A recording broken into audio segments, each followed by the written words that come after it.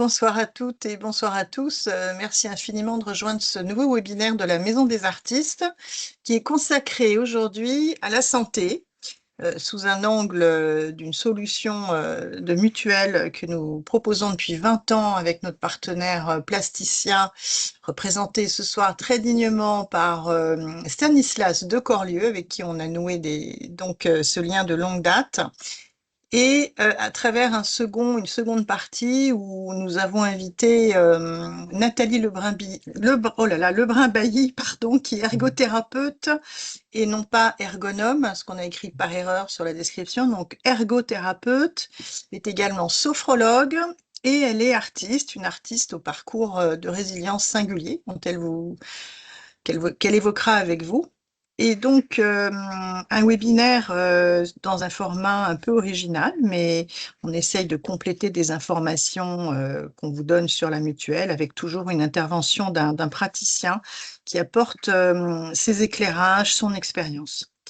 Donc, je suis également accompagnée par Antoine Storck, qui est le responsable communication de la Maison des Artistes, et moi-même, je suis la directrice générale de la Maison des Artistes. Ce webinaire comportera 2 grands temps, un temps de présentation avec Stanislas de Corlieu et Nathalie Lebrun-Bailly, suite à quoi, au bout d'environ 3/4 d'heure, on pourra répondre à vos questions à travers le chat. Donc, on fera remonter vos différentes questions. Le webinaire est enregistré intégralement et pourra être réécouté par la suite. Comme c'est un webinaire qui touche à la santé, il sera mis à libre disposition de toutes et tous, que vous soyez adhérents de la Maison des Artistes ou pas encore adhérents. Voilà, donc la Maison des Artistes, en 2 mots, accompagne les artistes et les auteurs dans leurs différentes démarches administratives, juridiques, fiscales et d'adhésion au régime, mais également au développement d'activités. Et elle organise également chaque année un grand événement pour favoriser la diffusion des œuvres, notamment dans les arts visuels. Donc, depuis 2 ans, depuis 2025 et cette année, en 2e édition, ce sont donc les Journées nationales des artistes qui sont parrainées par le ministère de la Culture et en partenariat avec l'Association des maires de France, que nous déployons, nous développons. Donc, vous avez tout loisir gratuitement d'inscrire vos événements sur cette plateforme et tous les événements sont géolocalisés. Nous communiquons vers le grand public autour de septembre, mais la presse peut commencer à regarder dès maintenant et elle va être sollicitée dans les prochains jours au niveau régional. Voilà. Donc, je vais laisser la parole donc au fondateur de la mutuelle Plasticien, Stanislas de Corlieu, qui va pouvoir évoquer en détail les garanties que la Maison des Artistes a négociées pour vous. Merci beaucoup Stanislas d'être là avec nous et on vous écoute. Bien, merci beaucoup Aurélie, merci Antoine et merci à la Maison des Artistes de me donner l'opportunité de parler de Plasticien, qui est effectivement un bébé que l'on a mis au monde il y a près de 20 ans, hein, puisque en fait moi je suis issu du service aux entreprises, hein. Mon métier c'était de créer et de piloter des régimes de protection sociale, dont de complémentaire santé pour les 500 plus grosses sociétés, les salariés des 500 plus grosses sociétés. Et puis on s'est rencontrés en 2006 avec la Maison des Artistes et on s'est dit, mais que pourrions-nous faire pour les artistes? Et donc, l'idée, ça a été de mettre notre expertise au service des artistes et de pouvoir construire une solution en commençant par la complémentaire santé, hein, la mutuelle, pour les artistes, en jouant sur la force de la mutualisation et autour des adhérents à la Maison des Artistes. Donc, c'est quelque chose qui a donné beaucoup de sens et donc on a fait travailler des actuaires à l'époque, qui sont les ingénieurs de nos métiers, hein, pour mettre au point les garanties qui nous semblaient les plus adaptées à la population spécifique des artistes. Et puis, on avait fait un appel d'offres et voilà, on a sélectionné, puis mis en place cette solution qu'on a appelée Plasticia et que l'on a développée et améliorée au fur et à mesure du temps pour qu'elle réponde le mieux possible aux besoins des personnes, et des artistes et de leurs familles que l'on souhaitait protéger sur ce premier compartiment complémentaire santé. Puis on aura l'occasion de parler de la suite. Donc voilà un peu pour l'histoire de Plasticien. Je ne sais pas si vous voyez bien les slides qui sont projetés. dessus. Et donc, Plasticien, c'est d'abord une rencontre, donc cette volonté de créer une solution dédiée pour les artistes qui soit solidaire, adaptée à la population et évolutive dans le temps, qui s'appuyait sur des convictions partagées avec la Maison des Artistes, hein, c'est de laisser l'humain au centre. À l'heure de l'IA, c'est plus que jamais quelque chose d'important. De travailler sur des solutions frugales. Il s'agissait pas d'être open bar et d'avoir des choses qui soient poussent au crime, puisqu'on sait que la consommation a tendance à augmenter. Et puis qui répondent avant tout aux besoins dans une optique de pérennité des solutions et en s'appuyant sur une relation de confiance. Et puis, tout ça, techniquement, ça s'appuie sur la mutualisation, qui est un vieux principe qu'on a un peu oublié, mais qui est de se dire, on n'est pas tous, en l'occurrence, malades en même temps. Par contre, quand on y est confronté, hein, et c'était à l'origine souvent des ouvriers des mines ou de l'industrie qui avaient été confrontés à ça, et qui n'avaient pas les moyens d'aller chez le médecin ou de payer les médicaments. Et du coup, on met tout ça dans un pot commun. Et le jour où on est confronté à ce besoin, eh bien, on peut utiliser la complémentaire santé. Donc finalement, on est toujours sur les mêmes principes de plasticien. C'est ce qui fait sa force. Alors, vous en entendez parler en permanence. On est dans un contexte qui, en plus, est en perpétuelle évolution. C'est que le coût de la santé, il est en hausse continue. Dessus. La sécurité sociale, bon an, mal an, a tendance à se désengager. Hein. Maintenant, on est sur les dernières années, on est à 73% des engagements, des dépassements qui sont pris en charge par l'individu ou la complémentaire santé. Et puis, des enjeux qui évoluent. Hein. Et là, ces dernières années, d'ailleurs, c'était les années de la santé mentale. Il y a d'autres pathologies, d'autres environnements que l'on prend en compte et entre autres, en enjeu majeur, celui de la santé mentale et qui peut être différent d'ailleurs suivant la population qu'on assure. Donc les plus de plasticias qu'on a voulu tout de suite mettre au centre et pérenniser, c'était une notion d'accompagnement humain. Vous appelez plasticien, vous prenez rendez-vous, vous avez en face de vous un spécialiste, une spécialiste qui va vous aider, vous écouter et vous aider à trouver la meilleure solution. On n'est pas là pour pousser à la consommation, on est là pour trouver ce qui nous semble le mieux adapté à vos besoins et à vos possibilités aussi financières en la manière. Donc il y a vraiment, là on met cette notion de conseil et on prend le temps de le faire. On a mis en place aussi des outils digitaux hein, qu'on fait évoluer au fur et à mesure, mais vous avez accès à une application dédiée, à un site internet qui est aussi dédié. Donc on utilise au maximum ces outils-là, mais toujours en laissant l'humain, en ayant des canaux de réponse qui sont également humains. On a cherché à faire des garanties qui soit une couverture optimale en fonction des contraintes que l'on a et des besoins qu'on avait perçus, avec une souscription immédiate. Il n'y a pas de délai d'attente, il y a 0 délai de carence. Hein, c'est opérationnel tout de suite. Il n'y a aucune limite d'âge. On prend les personnes, les artistes et leurs ayants droit, quel que soit leur âge, et on ne met personne dehors. Et on a cherché à faire un socle de garantie, quel que soit, il y a plusieurs niveaux de garantie, on le verra derrière, mais qui, dès les premiers niveaux, soit conséquent. Alors qu'on n'est pas magicien et je ne suis pas parfait ni plasticien, mais c'était vraiment de faire des choix engageants, à la fois en termes de niveau de garantie selon les différents postes, et puis sur la façon dont on les exprime pour essayer d'être le plus compréhensible possible malgré le maquis de la sécurité sociale. Et puis une très bonne couverture sur les postes notamment optiques et avec une offre de prévention qui se développe et qui est très développée et qui est du même niveau que ce qu'on donne aux plus grosses sociétés.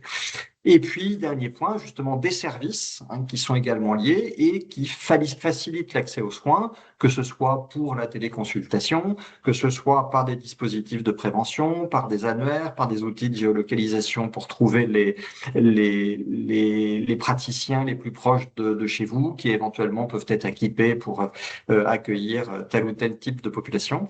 Donc voilà, tout ça, ça fait partie du package et on a essayé de le mettre et on l'a mis en place et de l'améliorer s'améliorer en permanence.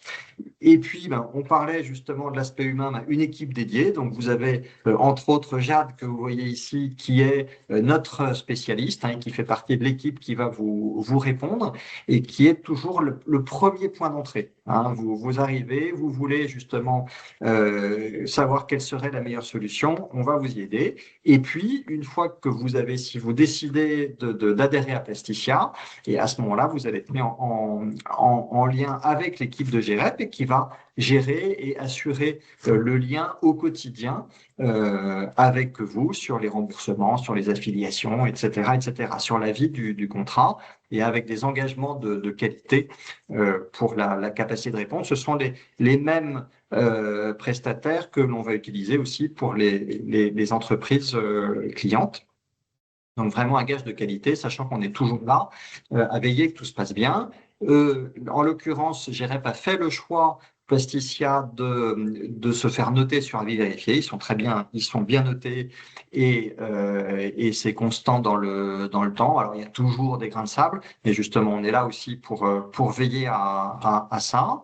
Et puis si on revient maintenant sur les formules qui sont proposées, donc sur la complémentaire santé, sur la mutuelle, on a 3 niveaux de garantie que l'on appelle complète, qui couvrent le spectre de la quasi-totalité des soins. Donc, une formule basique, une formule médium avec des protections renforcées, notamment sur les dépassements, et une formule confort qui va un petit peu plus loin. Donc, dans chacune des formules, vous avez une base commune, des postes sur lesquels on va avoir les mêmes garanties, et puis d'autres qui vont être un petit peu plus renforcés en fonction de votre situation, de la région dans laquelle vous habitez, de vos habitudes et de vos besoins et de vos capacités.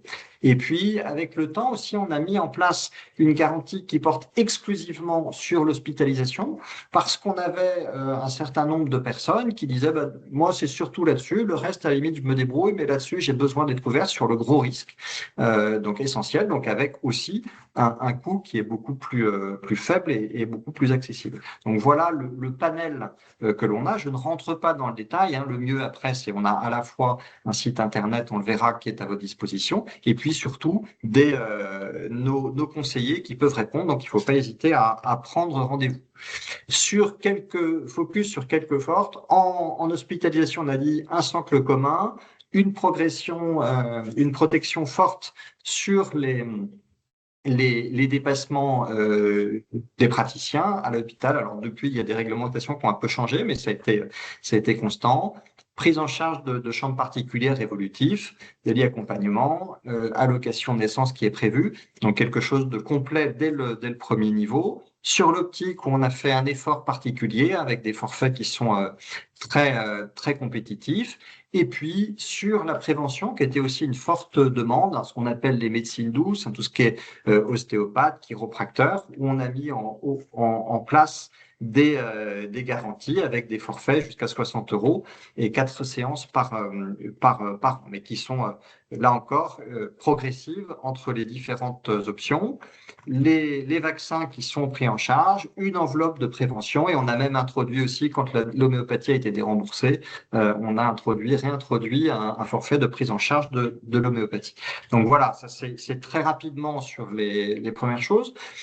On vous a parlé aussi de tous les services autour. Donc, on s'appuie sur un service intégré qui est Santé Claire, un réseau qui est un des plus gros réseaux en France et qui vous permet à la fois d'avoir accès à un certain nombre de praticiens, dans un certain nombre de cas de réduire les délais d'attente, et puis d'orienter dans le parcours de soins, d'avoir une aide pour vous aider à savoir à quelle porte il vaut mieux aller. Donc ça n'est qu'une petite partie de tous les services qui existent et qui sont accessibles avec un seul point d'entrée.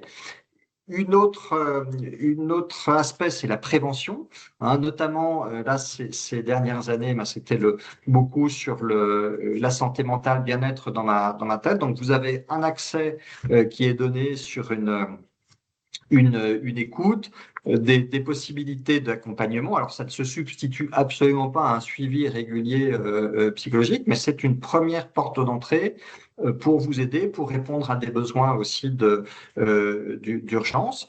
sachant qu'on avait également intégré dans Plasticien une prise en charge de consultation de psychologue et que depuis, la sécurité sociale a évolué et a mis en place aussi une prise en charge, ce qui n'était pas le cas il n'y a pas si longtemps.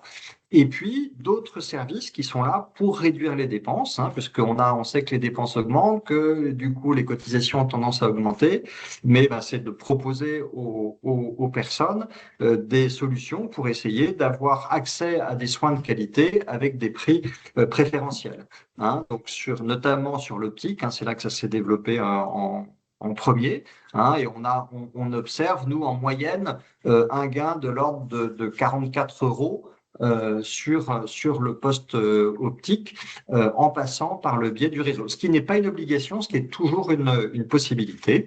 Hein. Et puis, vous avez également la même chose sur le dentaire et de plus en plus, ça se développe sur d'autres disciplines.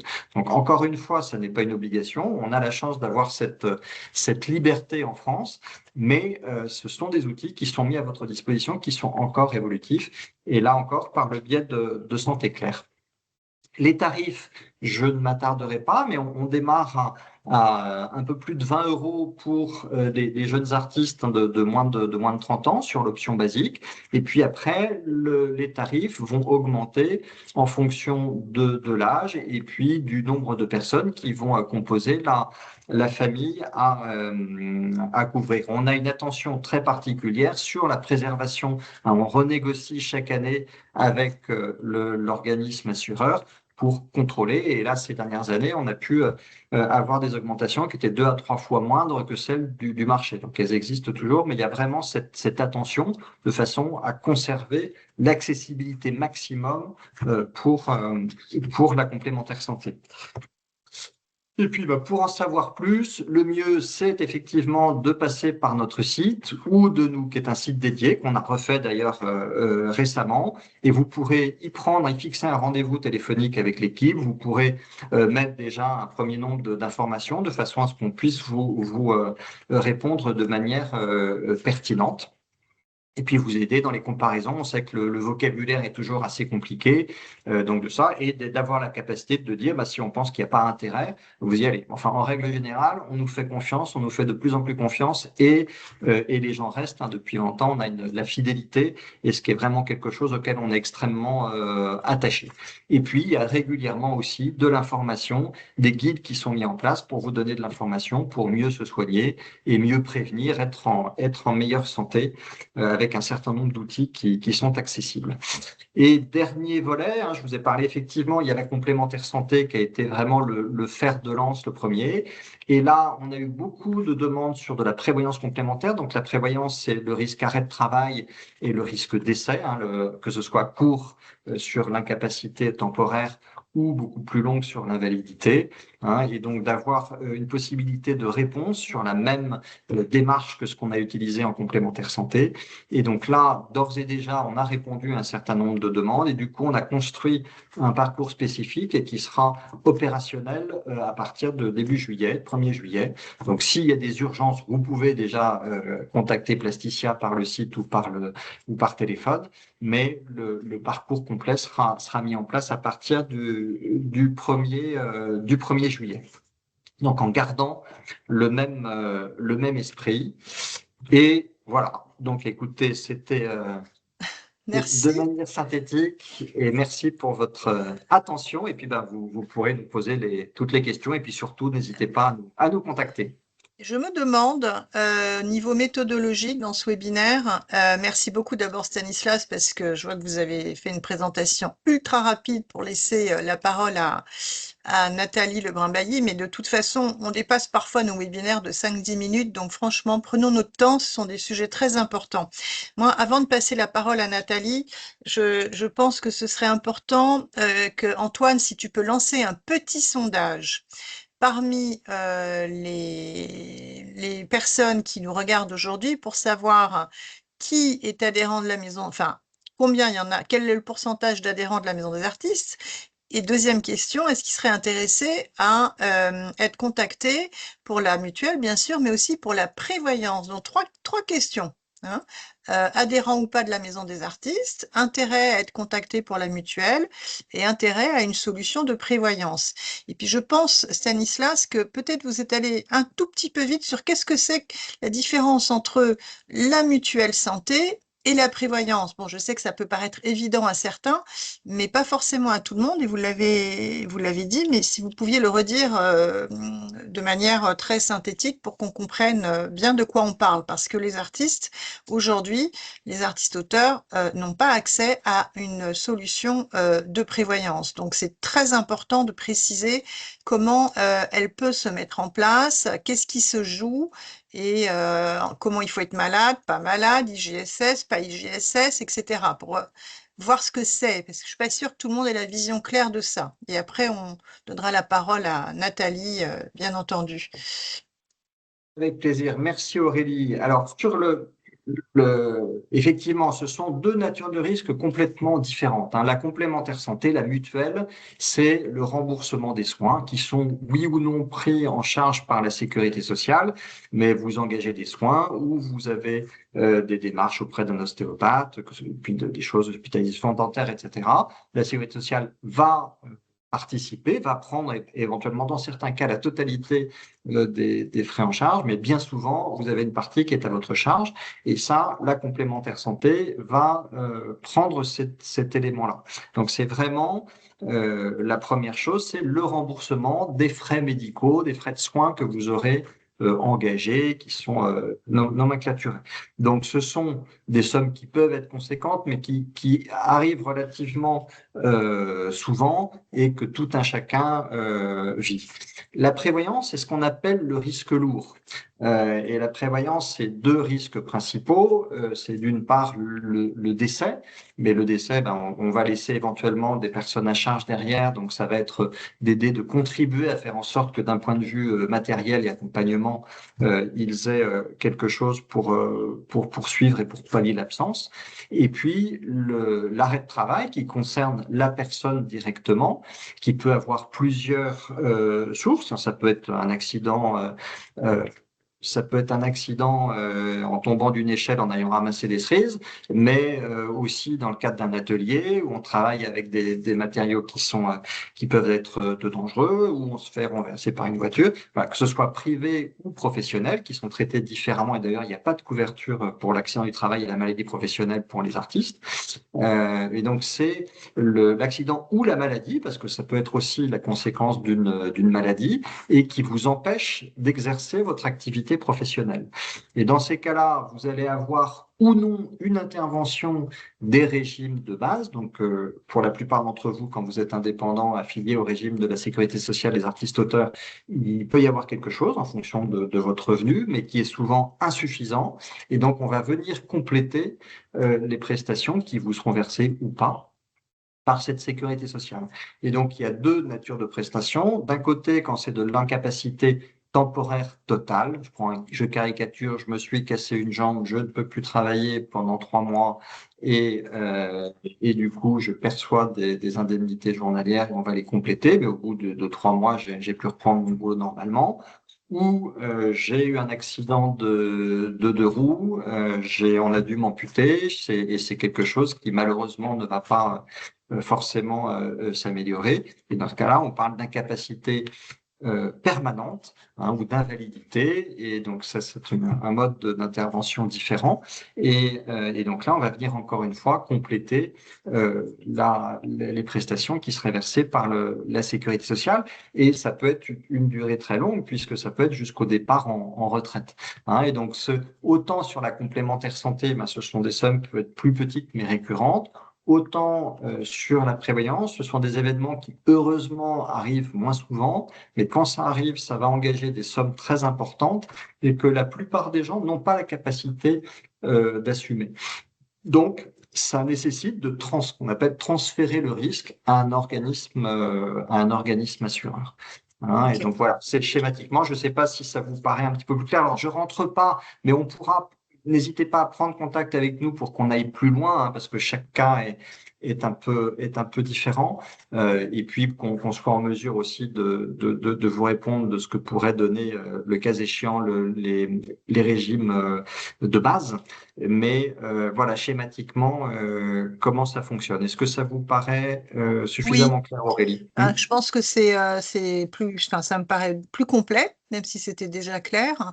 Et je profite pour rappeler que les artistes-auteurs affiliés au régime des artistes-auteurs ont droit aux IJSS, c'est-à-dire aux indemnités journalières de la sécurité sociale, lorsqu'ils tombent malades et qu'ils ont un arrêt maladie par leur médecin, à partir du moment où ils ont déclaré à minima 600 heures SMIC l'année qui précède la survenance de l'arrêt maladie. Et peu sont celles et ceux d'entre eux qui mobilisent ce droit, en fait, aux IGSS. Et donc, la prévoyance vient couvrir le différentiel de versement par l'assurance maladie de vos indemnités journalières de sécurité sociale lorsque vous êtes malade, à hauteur de, alors 80, 90%, je ne sais pas exactement, mais en tout cas, ça apporte un complément d'indemnisation qui vous permet d'être couvert en fonction de vos revenus de l'année précédente.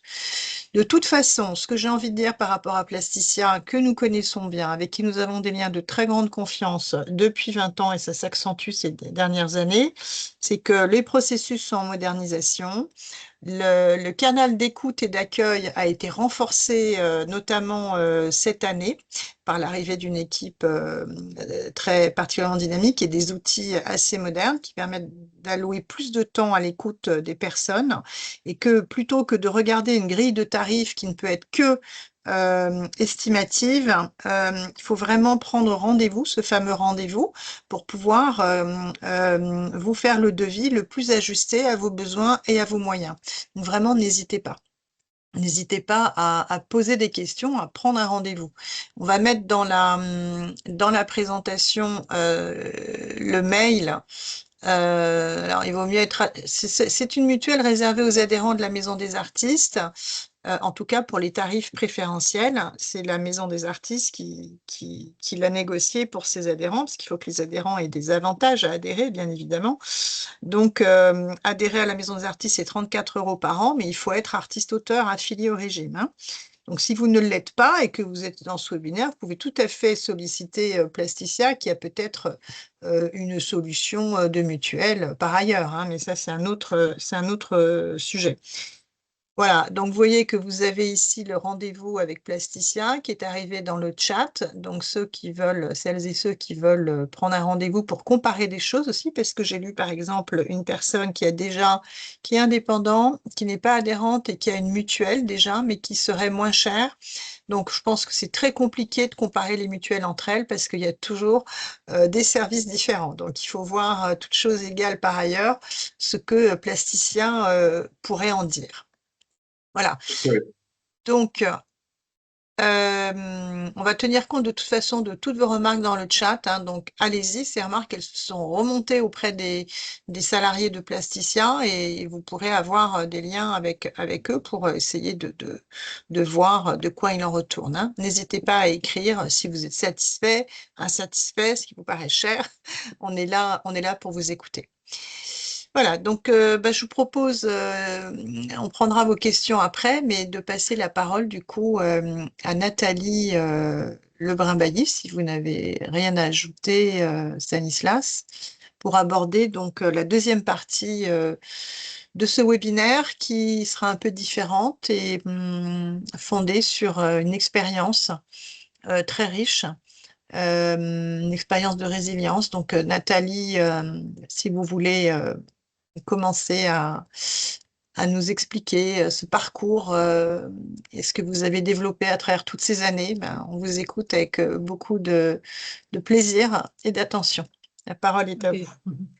Merci beaucoup, Aurélia. Merci pour l'invitation à la fois par la Maison des Artistes et le support aussi pour la mutuelle Plasticia. Je vais me présenter un peu rapidement pour juste avoir un lien sur le cheminement qui va être décrit et là où j'en suis au jour d'aujourd'hui avec ça. Je suis donc de métier ergothérapeute à la base. Je dis à la base parce que c'était le premier métier que j'ai mis en place avec le diplôme d'État qui le dispense. Et dans cette, je ne sais pas si vous connaissez l'ergothérapie, il y aura peut-être des questions par rapport à ça après. L'ergothérapie, c'est une discipline paramédicale donc, qui se pratique en institution ou en libéral et qui a pour objectif principal d'aider l'individu dans ses difficultés à traverser, qu'elles soient d'ordre physique ou d'ordre psychique. Et d'aller vers une autonomie et surtout un mieux-être avec toutes les possibilités d'accompagnement au niveau des compensations, des adaptations, tout ce qui peut venir aider à retrouver une qualité de vie dans les changements ou dans les difficultés qui se présentent, qu'elles soient temporaires ou définitives. Et ce métier, donc, je l'ai exercé en psychiatrie, en institution psychiatrique pour adultes, et également avec des enfants cérébrolésés qui ont des difficultés d'ordre moteur, cognitif, comportemental et troubles d'apprentissage, on peut dire pluri-handicap. J'ai également complété cette formation par une formation de sophrologue qui m'a orientée vers une autonomie un peu dans un aspect différent, c'est-à-dire l'autonomie psychique, c'est-à-dire l'éveil de la conscience et le travail sur la connaissance de soi. Pour faire un peu court, on pourra détailler s'il y a des questions par rapport à ça. Et ce travail, donc, je l'ai exercé plutôt en individuel plutôt qu'en groupe et en libéral.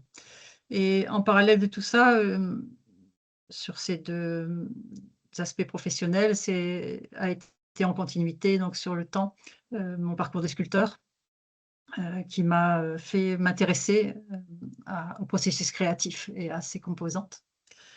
Et tout ça a été également coloré et je peux dire enrichi par ma difficulté de malvoyance. Je suis malvoyante depuis l'âge de 12 ans et j'ai ce qu'on appelle une cécité partielle.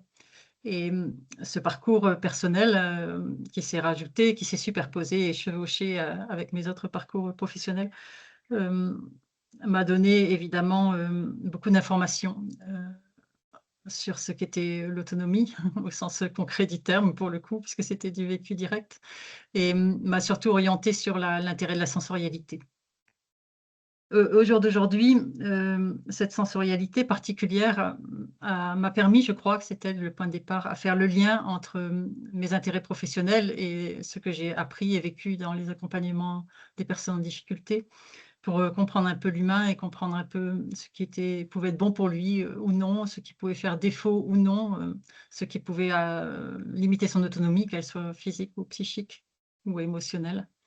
Et ce que la sensorialité m'a amené, et qui a participé à la résilience dont on parlait tout à l'heure, c'est le fait d'avoir une sensorialité assez poussée, qui ne laisse pas place évidemment, et pour cause, au monopole visuel, et qui laisse en revanche place à toute la parabole sensorielle autre, qui est à disposition et qui est souvent sous-exploitée par les voyants, de fait, de fonctionnement.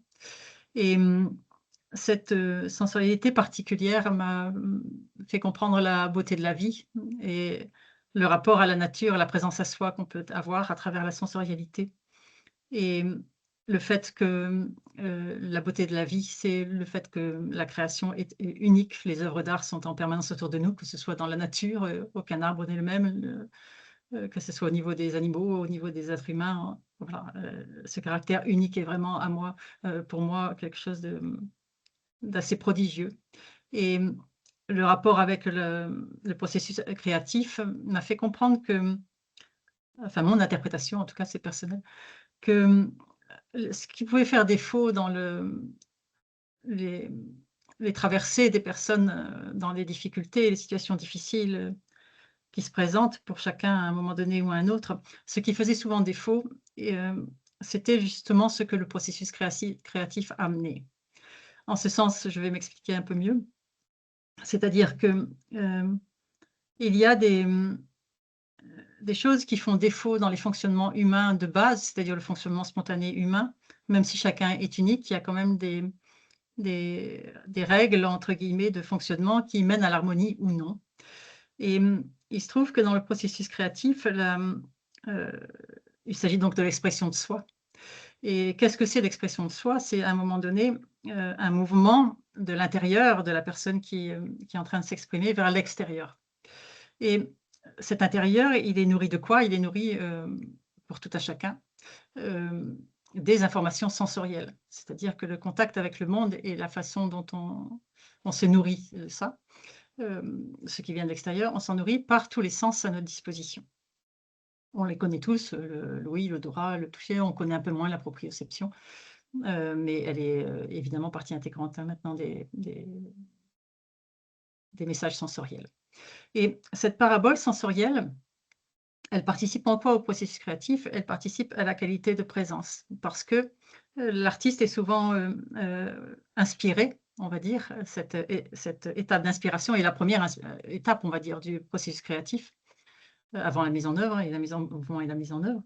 Et hem, cette, hem, cette inspiration est en lien direct avec la qualité de présence puisque, hem, heu, il y a différents niveaux de qualité de présence selon l'attention au moment, selon l'attention, aux différents sens et à ce qu'on peut en recevoir dans la nature, dans la relation, dans ce qu'on même avec nos pensées.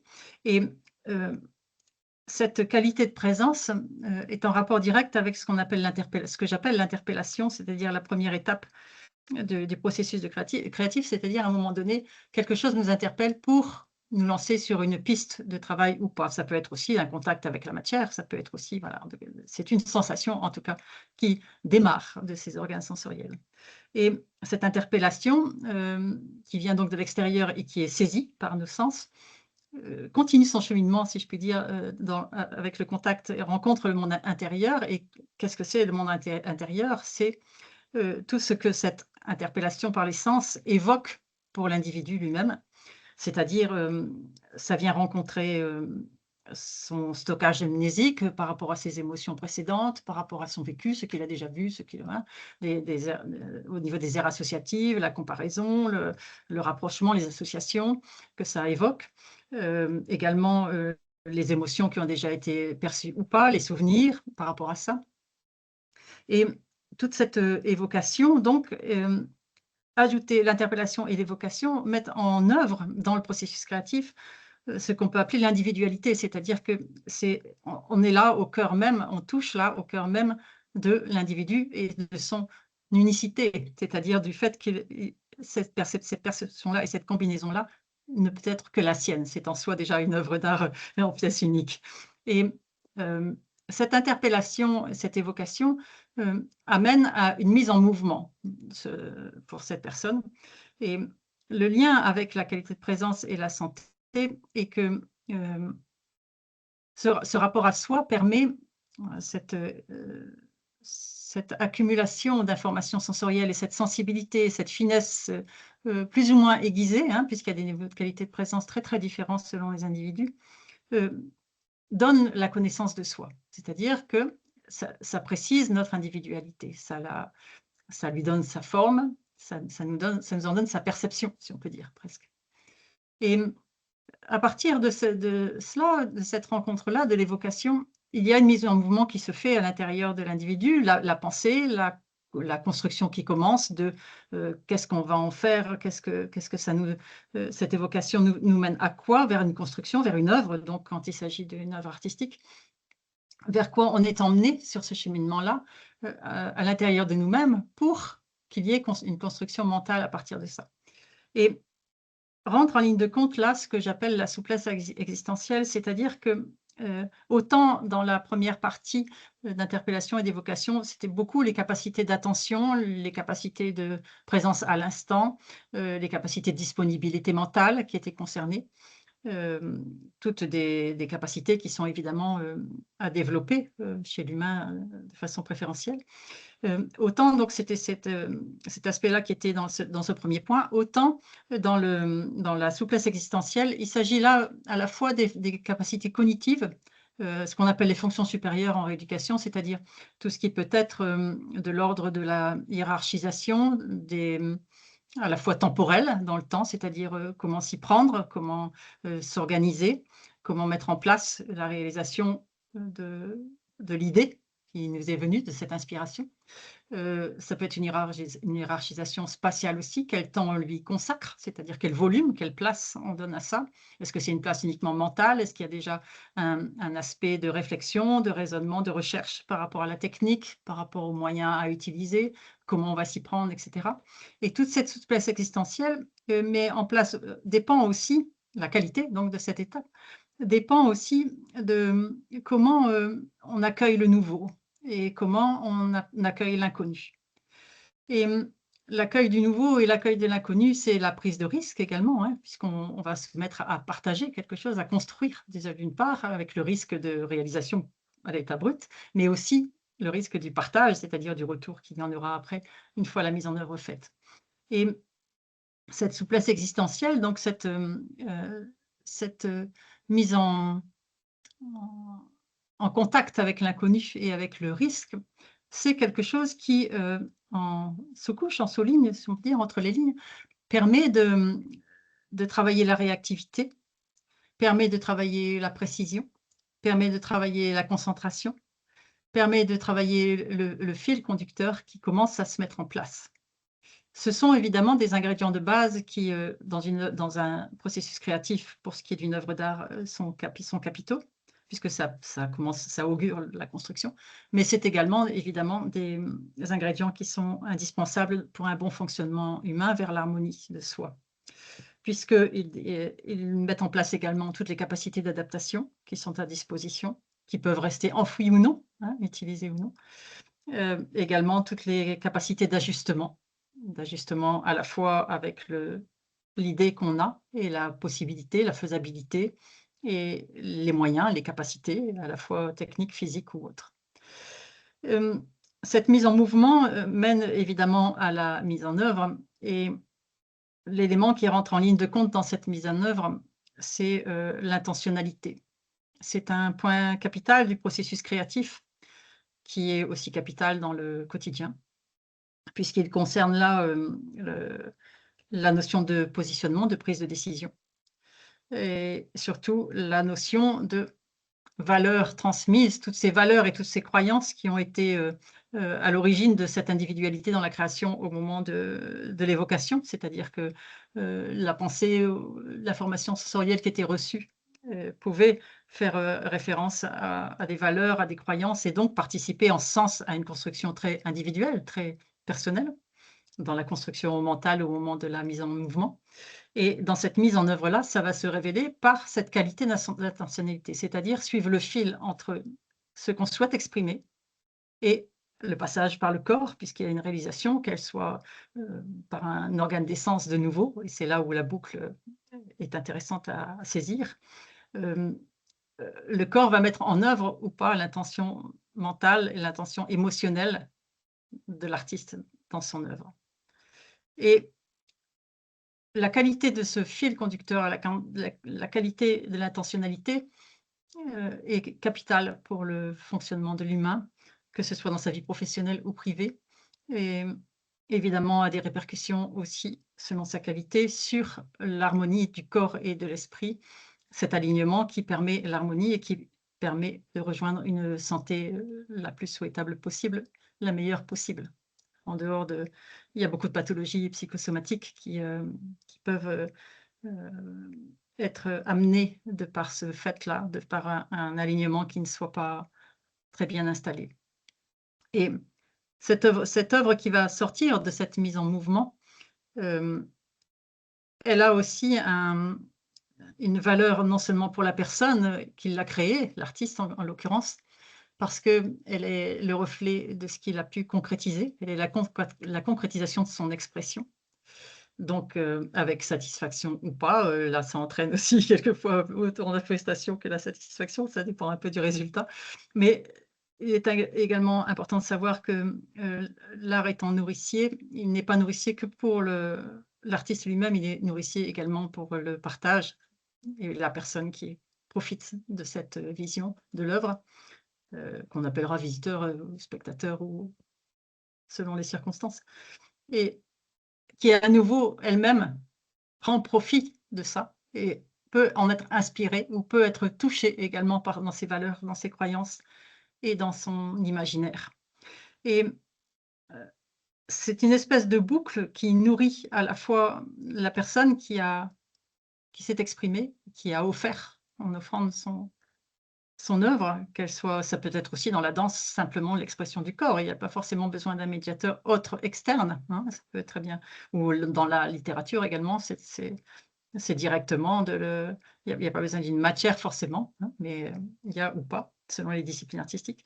Mais ce qui est important de comprendre, c'est que toutes ces interventions des capacités et du fonctionnement humain, qu'il soit physique ou psychique, cette stimulation du nouveau, cette stimulation il faut savoir quand même que le cerveau ne fonctionne qu'avec des nouveautés, et donc tout ce qui peut être favoriser l'ouverture d'esprit, tout ce qui peut favoriser la recherche interne, l'exploration interne, qu'elle soit sensorielle ou qu'elle soit mentale par rapport à l'imaginaire, à la participation du subconscient, de l'inconscient dans la traduction dans l'œuvre.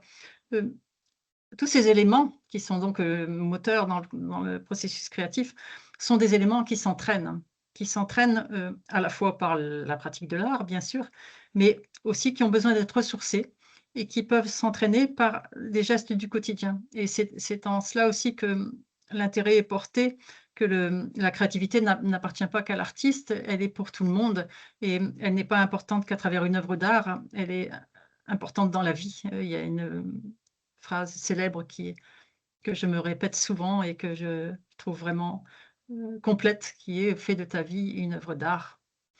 Et elle contient tout, cette phrase, puisque la créativité peut être très bien dans les fonctionnements, c'est-à-dire que la souplesse existentielle dont je parlais tout à l'heure, c'est aussi si on se connaît suffisamment ou si on a intérêt à avoir une connaissance de soi la plus profonde possible, la plus poussée possible, on est dans l'accueil de soi, et de ce fait-là, on va vers quelque chose qui nous renseigne et qui nous met en harmonie, puisque c'est un entraînement qui permet un accueil de soi simple, sans jugement, sans valeur. C'est ce qu'on enseigne en sophrologie, on appelle ça l'accueil phénoménologique.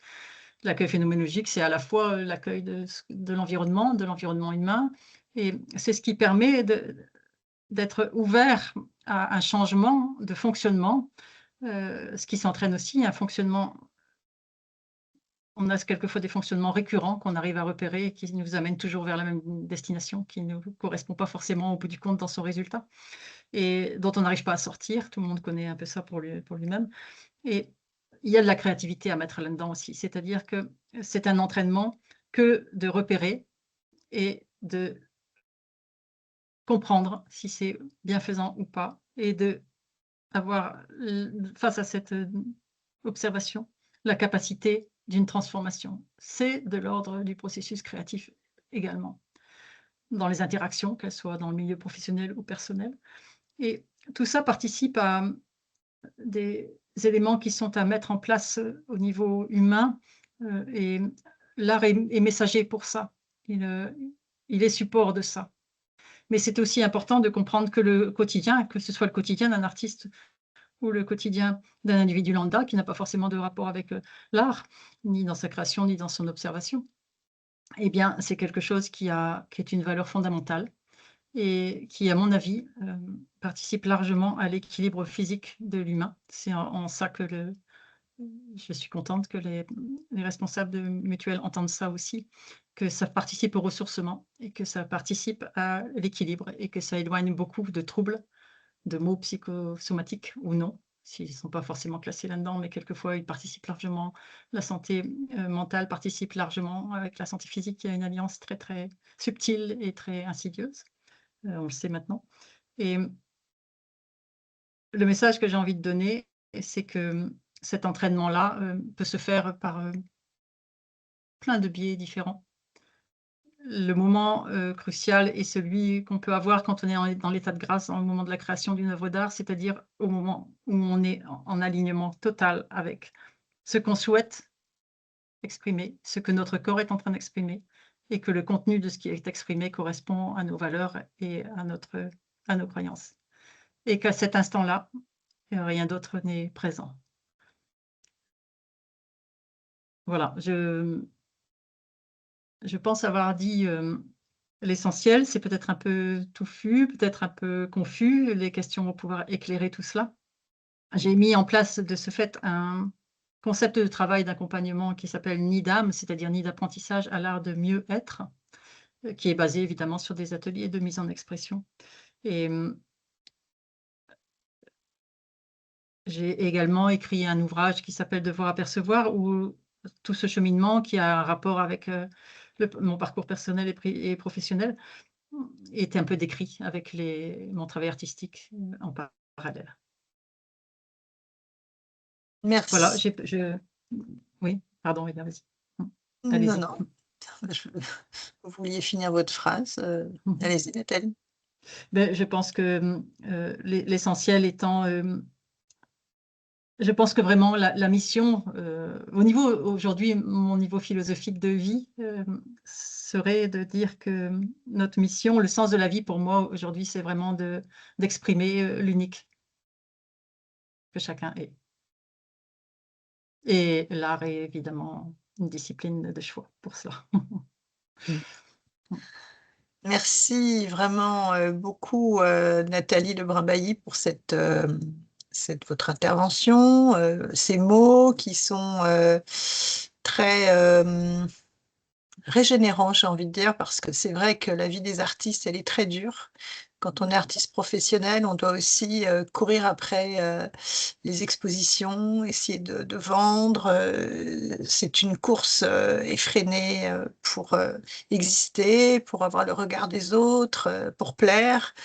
Donc, j'ai trouvé que c'était très intéressant de vous entendre ce soir, parce qu'il faut que les artistes et les non-artistes, moi je suis pas artiste moi-même, je suis fille d'artiste, mais je suis pas artiste, aient bien conscience aussi que ce métier, enfin cette activité, cette profession artistique, elle doit aussi apporter des bienfaits, et des bienfaits qui sont bons pour la santé.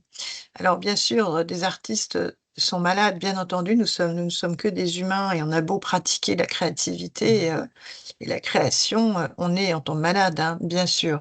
Mais quand même, quelque part, c'est une activité unique aussi à cause de cela, de tout ce que vous venez de décrire absolument merveilleusement. Cet alignement du corps, du psychisme qui permet de s'ouvrir à la nouveauté, et puis cette boucle qui nourrit, hein, le psychisme et qui nourrit certainement le rapport à l'autre aussi. Et Bien l'autre, sûr. bah, c'est le changement, hein. L'autre, c'est forcément c'est l'inconnu, hein. Donc c'est très intéressant. C'est très intéressant. Cette souplesse existentielle que vous évoquez. Voilà, moi je trouvais que ça change un petit peu de nos sujets qui sont souvent comment mieux se vendre, comment faire son portfolio, etc. Oui, mais ce Et sont des choses aussi qui ont leur importance. Et quand je disais tout à l'heure la place de chaque chose, la hiérarchisation, c'est ça. Ça veut dire qu'il y a le volume à respecter de cette part incontournable, hein, de choses théoriques, techniques, administratives, enfin voilà, qui sont incontournables. La place à laisser à ça, c'est vraiment dans le chemin d'intentionnalité dont je parlais à la fin, c'est vraiment, à un moment donné, il y a une place qui est à laisser, mais à l'intérieur, la place qu'on laisse, c'est nous qui la laissons. Et cette répartition, hem, on doit en tenir compte, oui, il y a des éléments à tenir compte, mais par rapport à jauger vu du dessus dans notre démarche artistique, qu'est-ce qui est important au bout du compte? Et tous les choix sont possibles, c'est-à-dire qu'on peut donner place et puis céder, on va dire, faire des compromis dans un sens ou dans l'autre. C'est pas tellement, il n'y a pas d'interdiction, mais il faut juste les faire en conscience pour ne pas être en porte-à-faux. Je crois que c'est ça, surtout au niveau de la santé, qui fait on n'est pas obligé de se retrouver à déprimer parce qu'on est malmené par un galeriste ou parce que on a raté quelque chose, enfin peu importe, des aspects négatifs, on n'est pas obligé de se laisser embarquer par ça et en tout cas d'être vigilant à se dire mais là, si je donne une place, une proportion à cela ou à cela, je prends ce risque-là, c'est tout. Je prends en connaissance de cause. Et le résultat n'est pas du tout le même hein, au niveau de l'impact que ça a intérieurement. Eh oui, puisque cette pratique, si on la fait en conscience, elle permet justement de mieux gérer ces moments de potentiel stress, ou en tout cas ces moments qui sont hors créativité, mais qui sont des temps nécessaires à l'activité artistique, surtout quand on en vit. Bien sûr, bien sûr. Donc c'était très riche et il y avait une sorte de poésie philosophique, mais on sent que ce ne sont pas des élucubrations, ça sent le vécu. Et merci beaucoup de ce partage. Donc je rappelle le titre de Merci. votre livre, De voir, VOIR, du verbe voir, à percevoir, que j'ai dans les mains ici. Alors, comme il est voilà, merci pour la couverture. On y voit également des reproductions de vos sculptures, puisque vous êtes sculptrice, vous faites des œuvres monumentales. Et c'est très impressionnant de vous voir travailler. Vous dansez également le tango. Oui. Donc voilà, c'est un vrai parcours de résilience. Je crois que votre expérience, elle est riche. C'était important de la partager ce soir. Ce que je propose, Nathalie, c'est de prendre les quelques questions qui vont peut-être nous ramener à la mutuelle, hein, je ne sais pas, Oui. et aussi à ce que vous venez de dire, parce que certainement que des artistes ressentent la vérité ou peut-être ont un point de vue différent ou envie d'exprimer quelque chose. Donc, on va prendre les questions. Dans nos webinaires, c'est souvent assez terre à terre, hein. On est parfois Oui, beaucoup oui, sur oui, les oui, choses oui, oui, oui, pratico-pratiques. Donc, oui, oui. et si on a quelques minutes, et je pense qu'on les aura très certainement, je lirai une page de votre livre en guise de conclusion. Voilà, si chacun est D'accord. d'accord avec cette organisation. Ok, merci bien. Merci à vous. Voilà, merci encore, Nathalie. On a d'ailleurs dans le chat Jorg qui écrit que c'était joli, Chantal qui écrit merci pour cette prise de parole. Donc voilà, on va passer donc au temps de questions-réponses. Stanislas, est-ce que vous êtes toujours avec nous? Et nous Oui, oui, allons... bien sûr, Parfait. j'écoutais avec grand intérêt les propos de Nathalie. C'était effectivement très, très beau. Je n'ai pas la chance d'être artiste, mais en tout cas, c'est très profond, je trouve. C'est très profond et ce que j'ai envie d'ajouter, mais j'ai pas les documents ici sous les yeux, mais c'est pas grave, c'est que des centaines d'études internationales, des centaines, hein, pas une ou deux, et des études universitaires, des études de chercheurs ont démontré le rôle bénéfique de l'art, donc du fait de côtoyer l'art, hein, d'aller dans les musées, hein, tout simplement, ou de voir des expositions sur la santé psychique des hommes et des femmes. Ça fait du bien. Donc, c'est scientifiquement prouvé que voilà, aller voir des expositions et aller au musée quand on ne crée pas soi-même. Et puis, bien sûr, on peut prendre des cours aussi, hein, c'est pas interdit, ou simplement dessiner pour soi. Ça fait vraiment du bien. Donc, c'est lié à notre santé. Est-ce qu'il y a des questions, Antoine, dans le chat que tu aimerais relever? Alors, effectivement, il y a quelques questions pour Stanislas. On y a répondu parfois avec Iris qui est dans le chat et qui répond derrière son clavier également. Mais pour ceux qui regarderont en replay ce webinaire, je pense que c'est bien d'y répondre de vive voix aussi. Euh, alors, il y avait des questions. Euh, Alors, je suis affiliée et adhérente Maison des artistes. Est-ce que l'on peut avoir une prévoyance quand on est à la CMU? Alors, sur le fond, il y aurait pas forcément rien qui s'y opposerait. Là, il faut vraiment, sur les questions, moi, je suis toujours, enfin, on ne peut pas trop aborder un cas particulier en travers ça. Il vaut mieux qu'on ait une discussion, qu'on envisage. Et c'est vraiment pour ça aussi qu'on a construit Plasticien et qu'on donne cette démarche. C'est de pas donner des choses packagées, standardisées. C'est de vraiment discuter avec la personne pour identifier le besoin et voir dans son cas et aller creuser. La prévoyance est un petit peu plus complexe que la mutuelle au niveau de la prise en charge. Donc, ça nécessite qu'on discute. Donc, moi, j'invite la personne à nous contacter pour qu'on creuse avec elle et que l'on voit. Mais en tout cas, par principe, nous, il n'y a pas on n'élimine pas du tout. Donc, c'est effectivement cette discussion qui permettra de savoir ce que l'on peut faire pour répondre à quel besoin dans ces situations. Pour vous contacter, on va sur votre Donc, site et on fait prendre pour, rendez-vous?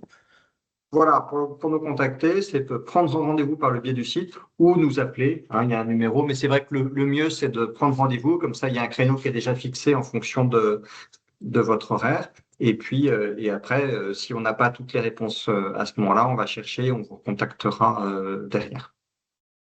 Parfait, merci. Ben, on va remettre le lien pour prendre rendez-vous dans le chat. Euh, Laura qui nous demandait, est-ce que les tarifs pour les artistes-auteurs adhérents à la Maison des Artistes sont inférieurs aux tarifs affichés sur le site public de Plasticia? Alors, en fait, Plasticia n'est accessible qu'aux artistes qui sont adhérents à la Maison des Artistes. Hein, donc, il n'y a pas de tarif, c'est pas accessible à l'extérieur. En fait, c'est vraiment dédié aux artistes adhérents et à leur famille, hein, et à leurs ayants droit. Et donc, il n'y a pas de grille. Hein, c'est vraiment, on a négocié spécifiquement et c'est piloté que pour les artistes. Personne d'autre aujourd'hui ne peut y avoir accès. Hein, et c'est comme ça que c'est piloté. Parfait. Et j'allais dire, peut-être je rebondis là-dessus parce que j'ai vu qu'il y avait quelques questions aussi sur les tarifs, etc. Mhm. Nous, la conviction, un tarif, ça ne veut pas dire grand-chose. On sait tous qu'on a des capacités, un sou est un sou, et un artiste, on sait qu'il y en a un certain nombre qui tirent aussi le diable par la queue, c'est important. Enfin, je veux dire, on ne dépense pas son argent n'importe comment.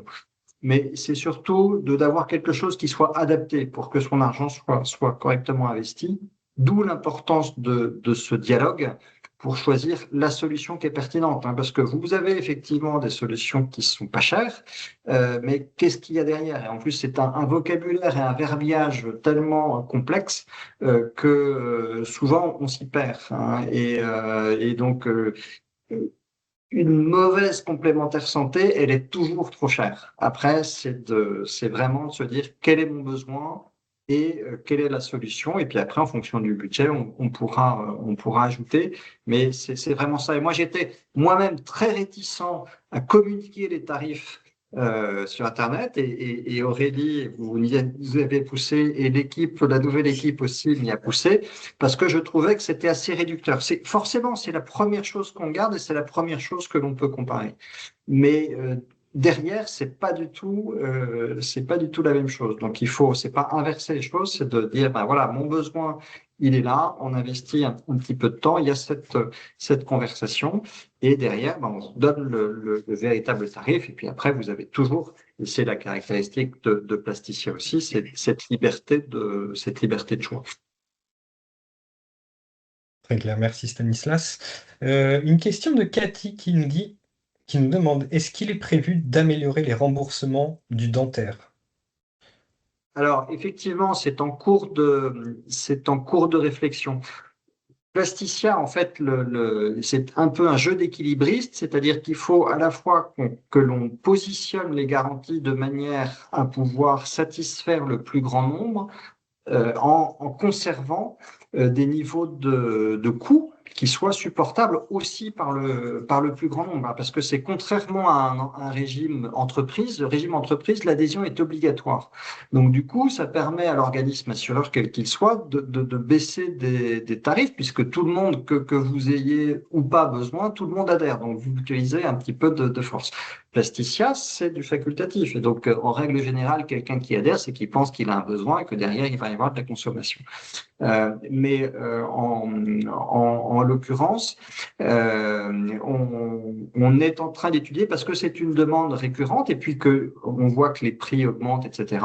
Donc, d'adapter et probablement, ça sera un renfort qui pourrait être s'appliquer à toutes les garanties, hein, parce qu'on va essayer à toutes les options plutôt que de recréer une option plus forte, etc. Là, on est à des positions d'équilibre, on n'a pas la marge financière pour pouvoir augmenter les garanties comme ça sur les formules telles qu'elles sont.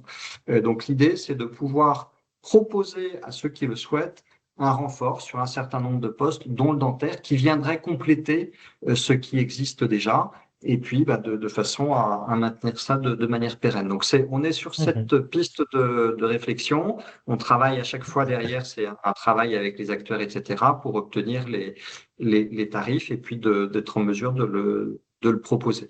Hein, mais Ok, on est bien sur le sujet. super, très bien. Camille qui nous demande si Plasticia est compatible si on touche la complémentaire santé solidaire. En fait, Compatible, oui, mais il n'y a pas de. Alors, si vous avez déjà une complémentaire santé solidaire, ce qui arrive, on a un certain nombre de gens qui étaient chez Plasticia, qui ont la complémentaire solidaire et qui éventuellement reviennent après. C'est pas forcément judicieux de mettre les deux l'un vers l'autre. Mais là, encore une fois, je veux pas faire de généralité. A priori, la complémentaire santé solidaire, elle est faite justement pour se substituer parce il y a des problèmes. Enfin, il n'y a pas forcément une capacité financière qui permet d'avoir ça. Donc, c'est pour permettre d'accéder à ça. Et elle a vocation à se substituer à n'importe quel complémentaire santé, y compris Plasticia. Maintenant, Plasticia n'interdit pas du tout à quelqu'un qui bénéficie de ce système d'adhérer, mais dans notre mission, c'est aussi de voir si c'est judicieux ou pas, s'il vaut mieux attendre, etc. Donc là encore, j'invite à prendre contact avec nos conseillers. Et en Très cas bien. de très faible revenu, Stanislas, vous allez peut-être orienter d'ailleurs potentiellement vers la complémentaire santé solidaire. Tout à fait. Hein, et effectivement, en fonction des cas, on rappelle ce genre de choses. Alors, ça ne dépend pas de nous, hein, c'est pas nous qui avons la capacité Oui. de le faire, mais on oriente. Nous, bien évidemment, on a construit Plasticia pour que les gens adhèrent, mais on n'est pas là pour vendre des frigidaires à des Esquimaux. Et donc, c'est à chaque fois, ça fait partie de l'honnêteté. Et nous, on pense que c'est payant sur le long terme. On parlait de confiance, c'est ça, c'est d'instaurer une relation de confiance. Et c'est ce qu'on retrouve. On a beaucoup d'artistes qui adhèrent à Plasticia. À un moment donné, ils vont peut-être passer ils vont intégrer une entreprise, ils vont être salariés, ils vont bénéficier d'un contrat entreprise où il y aura une participation employeur. Et puis après, ils reviennent à Plasticia. Donc, on n'est pas là pour faire des yo-yo, mais ça s'adapte. On sait que la vie de l'artiste, elle est peut-être encore moins linéaire que beaucoup d'autres. Et donc, on est là on est là en position, on reste là. Et si on estime et moi, ça, c'est vraiment quelque chose que je dis de manière constante aux équipes. Si on estime que c'est pas Plasticia qui est la plus intéressante, on pousse pas. Hein. C'est pas notre rôle. Par contre, est-ce qu'on est d'accord, Stanislas, que si on a par exemple déjà une complémentaire santé solidaire, bon, ça veut dire qu'on a des revenus faibles ou très faibles, est-ce que Plasticia peut venir comme une sorte de surcomplémentaire ou pas? Oui, on peut additionner des complémentaires santé, c'est rarement intéressant, mais ça peut dans certains Ça peut cas l'être être dans certains nécessaire. cas. Et en fait, la seule limite, c'est qu'on ne peut pas s'enrichir avec la Mhm. complémentaire santé, donc on ne peut pas être Oui, remboursé plus 2 que fois, ce oui, qu'on oui, a bien sûr. dépensé. Hein, Bien voilà. sûr, c'est assez logique. Mais c'est assez courant que des personnes conservent à un moment donné deux complémentaires santé Mhm. Par contre, aussi. on peut également donc avoir une complémentaire santé solidaire, une formule de plasticien qui soit un peu comme une surcomplémentaire, donc qui va mieux Mhm. rembourser que la complémentaire santé solidaire. Et maintenant, à partir de juillet, potentiellement faire aussi une demande d'évaluation sur une prévoyance. Ça couvre pas tout à fait les mêmes choses, mais Non, on oui, peut oui. être à la complémentaire santé solidaire et souscrire une prévoyance. C'est deux choses On est, on différentes. est On est sur deux types de risques complètement différents. On ne répond pas Ça, du tout à la même chose. Hein. on est Donc d'accord. là, il faut vraiment ces deux sujets différents. On peut d'ailleurs potentiellement avoir, et c'est le cas de certains, avoir la complémentaire santé Plasticia et puis nous avoir également sollicité pour la prévoyance. Et c'est d'ailleurs deux contrats qui vivent leur vie différemment. Mais il y a aucun sujet. On peut ne pas avoir la complémentaire santé, peut-être exclusivement sur la prévoyance. Alors là encore, à chaque fois, c'est un dialogue dessus. Mais il faut pas, et encore une fois, il n'y a pas de limite d'âge, il n'y a pas de choses comme ça. Il ne faut pas hésiter, hein, on est là pour ça, on a mis les outils pour ça, à nous contacter de façon à pouvoir exposer les choses, à creuser et à vraiment avoir une réponse circonstanciée. Sur ce sujet, c'est vraiment quelque chose dont on est attaché depuis le début. C'était une demande vraiment de la Maison des Artistes Mhm. d'avoir cette dimension de conseil. Donc, vous êtes sûr que vous avez affaire à des personnes qui ne font que ça, qui sont formées pour ça en permanence. On échange pour les questions, etc., de façon à vous amener une réponse qui soit adaptée. Encore une fois, nous n'avons pas la science infuse, etc., et on va chercher quand on ne sait pas. Mais on est là pour ça, et c'est cette dimension qui n'est pas toujours présente, point sans faux, dans la plupart des solutions que l'on s'attache à donner. Et ça, on peut le faire parce que c'est la Maison des Artistes, parce qu'il y a cette approche collective qui est faite et qui est une approche qui se fait sur le long terme. Nous, en permanence, on retravaille dessus en fonction de vos questions, de l'évolution des garanties, de ce qu'on sait, pour adapter les discours, aller chercher les réponses et être plus pertinent à chaque fois. Tout à fait, c'est vrai qu'on fonctionne en confiance avec Plasticien, avec vous. Donc, on sait qu'on peut confier nos adhérents, qu'on peut vous confier nos adhérents sans qu'il y ait de difficultés ou de... Voilà, c'est très clair.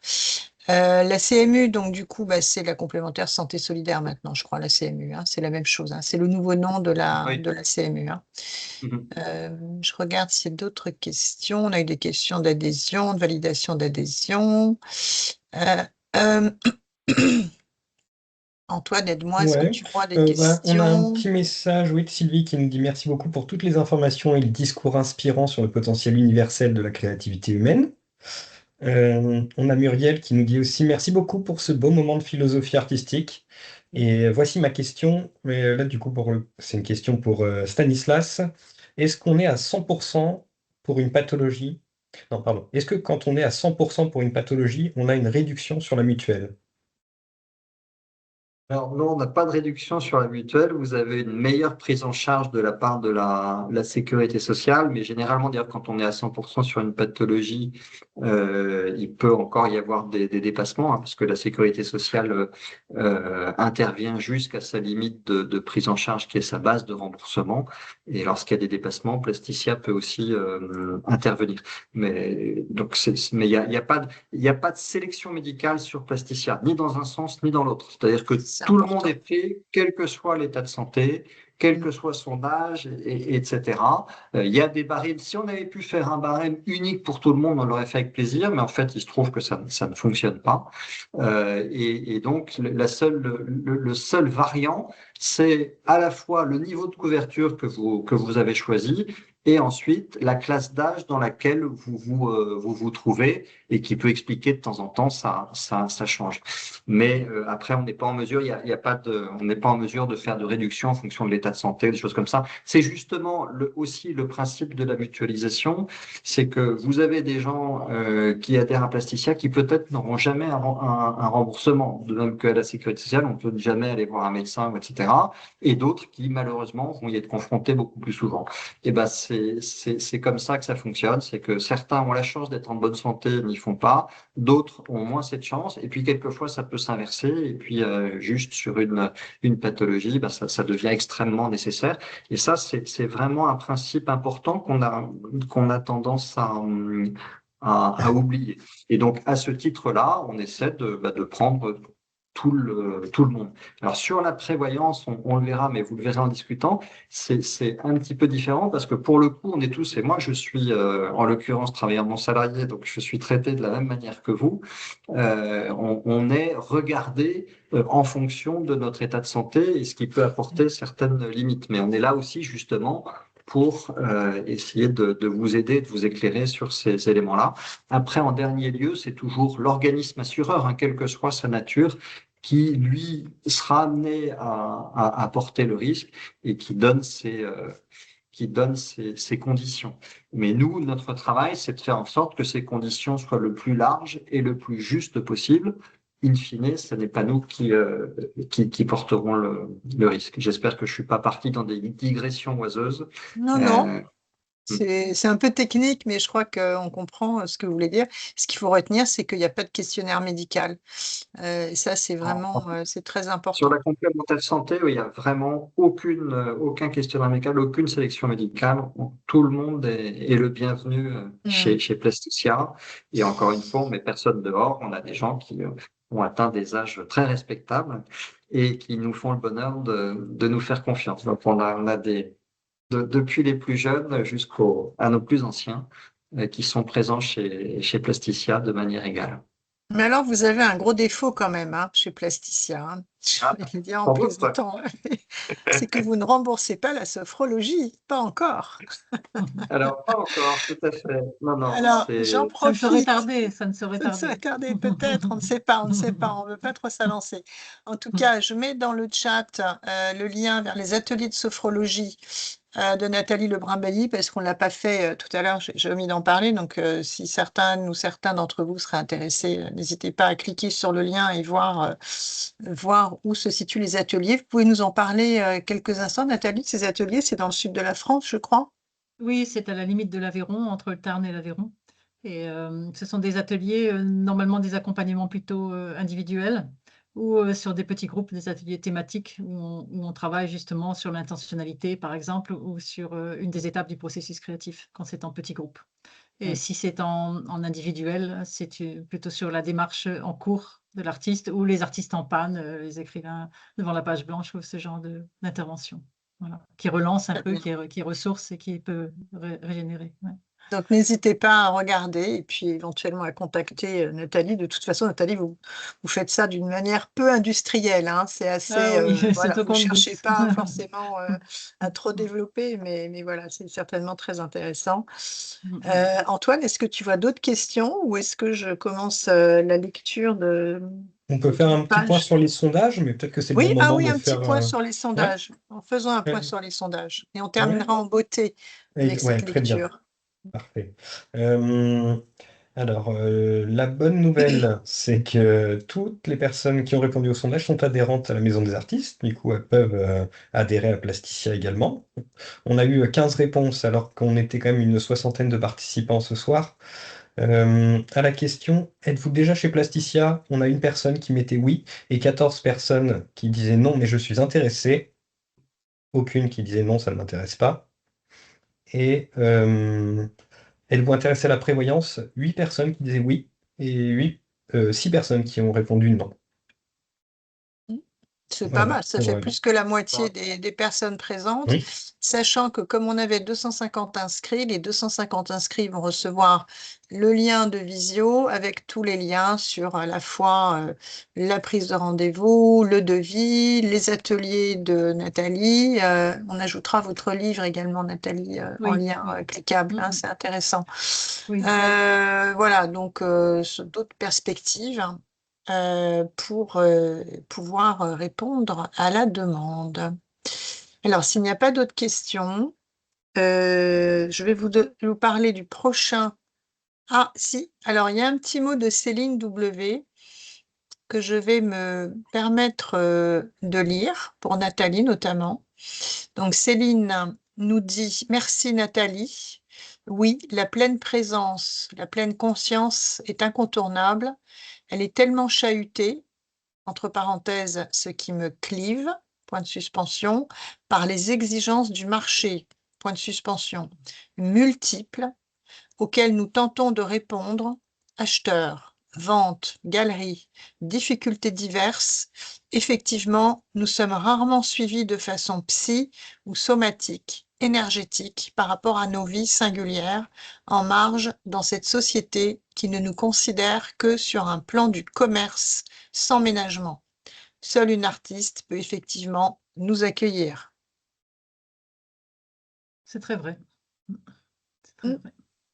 Voilà.